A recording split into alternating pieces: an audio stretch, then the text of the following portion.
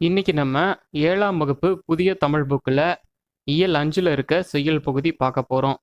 இயல் 5ல் வந்து பார்த்தீங்கன்னா மொத்தம் 2 செயல் பகுதி இருக்கு. ஒரு வேண்டுகோள், கீரை பாத்தியும் குதிரையும். கீரை பாத்தியும் குதிரையும் வந்து நம்ம அடுத்த வீடியோவில் பார்க்கலாம். இந்த வீடியோவில் நம்ம ஒரு வேண்டுகோள் பார்க்கலாம். ஒரு வேண்டுகோள். ஒரு வேண்டுகோள் அப்படின்ற இந்த கவிதையை இயற்றியவர் யார் அப்படின்னா தேனரசன். முதல்ல நம்ம நூல்வெளி பார்த்தரலாம். தேனரசன் தமிழாசிரியராக பணியாற்றியவர். தேனரசன் வந்து பார்த்தீங்கன்னா தமிழாசிரியராக பணியாற்றியவர். தேனரசன் வந்து வானம்பாடி, குயில், தென்றல் போன்ற இதழ்களில் கவிதைகள் எழுதியுள்ளார் அப்படின்னு சொல்லியிருக்காங்க. தேனரசன் எந்தெந்த இதழ்களில் கவிதை எழுதியுள்ளார் அப்படின்னா வானம்பாடி, குயில், தென்றல் இந்த இதழ்களெல்லாம் கவிதை எழுதியிருக்காரு. தேனரசனுடைய கவிதைகளில் சமுதாய சிக்கல்கள் எள்ளல் சுவையோடு வெளிப்படும் அப்படின்னு சொல்கிறாங்க.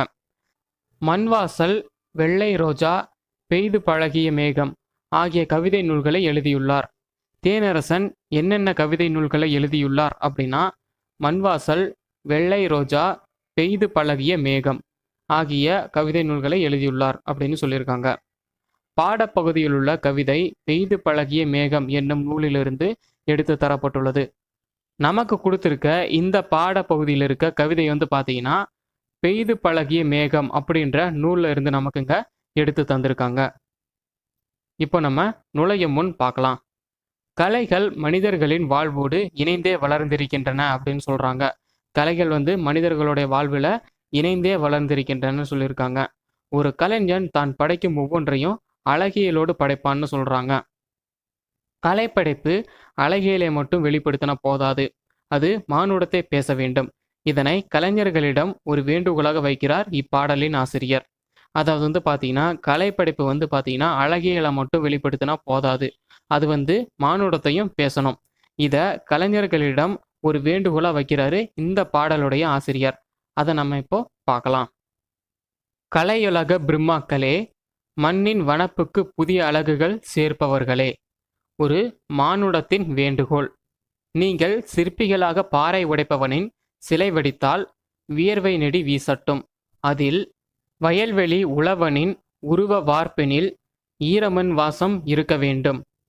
அதில் ஓவியர்களாக தாய்மையின் பூரிப்பை சித்திரமாக்கினால் அவள் முகப்பொழிவில் வழித்தெடுக்குமாறு இருக்கட்டும். கரிசன பாச உணர்வுகள் ஒரு சின்ன மழலை சித்திரமா பால்மணம் கமழ வேண்டும். அதன் பளிங்கு மேனியில் ஆல்ப்ஸ் மலை சிகரங்களா, அட்லாண்டிக் சமுத்திர அலைகளா, அமேசான் காடுகளா, பனிப்படர் பள்ளத்தாக்குகளா, தொங்கும் அதிசய தோட்டங்களா, இயற்கையின் பிரமிப்பு எதுவும் கலை வடிவு கொள்ளலாம். ஏதாயினும் இதை நினைவில் கொள்ளுங்கள், மானுட அடையாளம் ஒன்று இருக்க வேண்டும். அதில் கட்டாயம் மனிதன் இல்லாத இணையாத எந்த வனப்பும் வனப்பில்லை, அவன் களவாத எதிலும் ஜீவ உயிர்ப்பில்லை. இந்த பாடலை இயற்றியவர் யார் அப்படின்னா தேனரசன். அடுத்தது சொல்லும் பொருளும். பிரம்மாக்கள் அப்படின்னா படைப்பாளர்கள். பிரம்மாக்கள் அப்படின்னா படைப்பாளர்கள் அப்படின்னு அர்த்தம். நெடினா நாற்றம், மழலை அப்படின்னா குழந்தை, வனப்புனா அழகு, பூரிப்புனா மகிழ்ச்சி, மேனினா உடல். இப்போ இந்த பாடலுடைய பொருள் வந்து பார்க்கலாம். கவிஞர் தேனரசன் கலையுலக பிரம்மாக்கள், கலையுலக படைப்பாளர்கள்கிட்ட என்ன சொல்றாரு அப்படின்னா, கலையுலக படைப்பாளர்களே, மண்ணின் அழகுக்கு அழகு சேர்ப்பவர்களே, உங்களுக்கு ஒரு மனித சமுதாயத்தின் வேண்டுகோள் அப்படின்னு சொல்றாரு. யாருன்னா தேனரசன். கலையுலக பிரம்மாக்களே, கலையுலக படைப்பாளர்களே, மண்ணின் அழகுக்கு அழகு சேர்ப்பவர்களே, உங்களுக்கு ஒரு மனித சமுதாயத்தின் வேண்டுகோள். நீங்கள் பாறை உடைப்பவருடைய சிலையை நீங்க செதுக்குனீங்க அப்படின்னா அதுல வியர்வை நாற்றம் வீச வேண்டும். நீங்க வந்து பாறை உடைப்பவரின் சிலையை வந்து செதுக்குனீங்க அப்படின்னா அதுல வந்து வியர்வை நாற்றம் வந்து வீச வேண்டும். உழவரின் உருவ வார்ப்பாக இருந்தால், ஒரு விவசாயியுடைய உருவ வார்ப்பா இருந்தா அதுல ஈரமண்ணின் வாசம் வீச வேண்டும் அப்படின்னு சொல்றாரு. தாயின் மகிழ்ச்சியான உருவத்தை ஓவியமாக வரைந்தால், ஒரு தாயோடைய மகிழ்ச்சியான உருவத்தை நீங்க ஓவியமா வரைஞ்சா அவரின் முகத்தில், அந்த தாயோட முகத்துல அன்பும் பாசமும் நிறைந்திருக்க வேண்டும் அப்படின்னு சொல்றாரு. சிறு குழந்தையின் சித்திரத்தை தீட்டினால், நீங்க ஒரு சிறு குழந்தையோடைய சித்திரத்தை நீங்க தீட்டினீங்க அப்படின்னா அதன் உடலில் பால் மனம் கமழ வேண்டும் அப்படின்னு சொல்றாரு.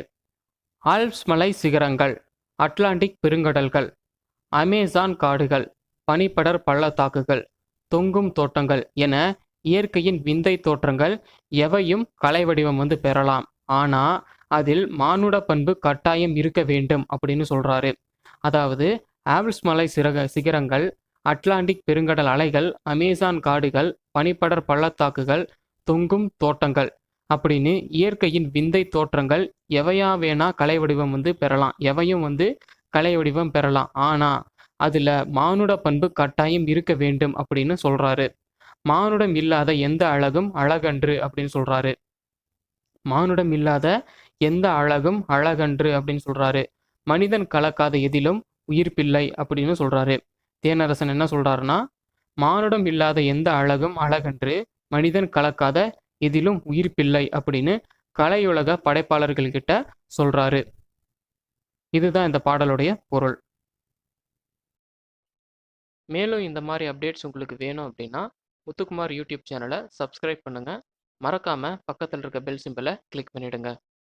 தேங்க்யூ.